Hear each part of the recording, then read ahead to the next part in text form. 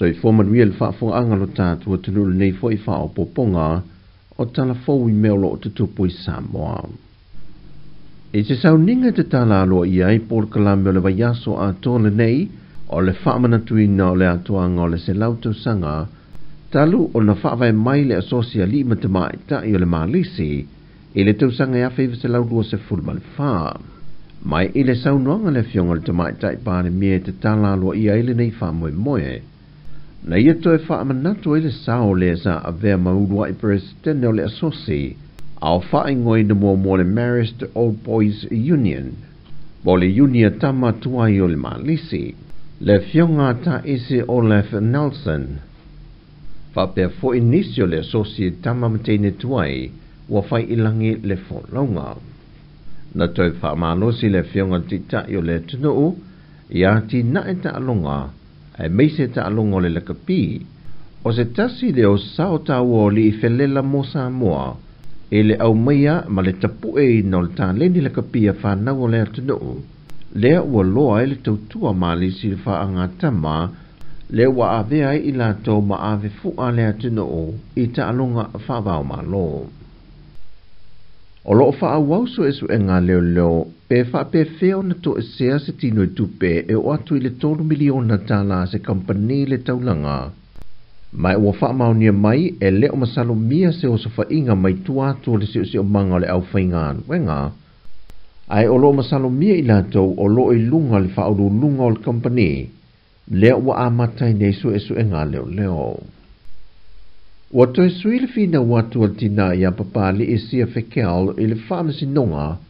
e te ena umau mōrianga I lima na whaasanga ia te ia. O mōrianga e au fiedfasio tangata whaamoimoina, o mio se au penga matautia, fasio tangata paivalea, ma le whao manua. E le ulua I tula ia I o le tina ia papali I luma le whaamasi nonga, na ia talo sanga I nai le fionga le whaamasi no. E tui nātu loa le whaai unga le whaamsinonga ia te iau noa manisu e su enga. Peitai I le avanon tui nātu e sa ili sana lo ia e tula e mo ia, wa tui nātu ai le tali te te e mōrianga, e tawalatu I lana lo ia iau nasa uni sa polo. O le aso lua se fulmaleli mo le masino mati o le tausanga fau, wa toe tonu po I ele whaawawina o le mata opo.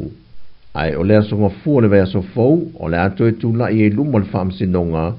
e tui nātu ai se talu sanga e mawhai o te tala o I e tua, e lalo o tu unga whaapitoa, o no tu langa le soifua maloloina o lo na mawhau fau. E le ngata ua wha lea o ngā ina le whaamsinonga le talu sanga le sa avea mua maloia sili, le fionga sa vale noa ma Reva Betham, ai ua tui nātu I foi le whaamsinonga le whaai unga, e nā te tutongi nātu ai le tino I tupe 5 feta la, o le tau le whaanga solonga mga ruenga le whaamsinonga.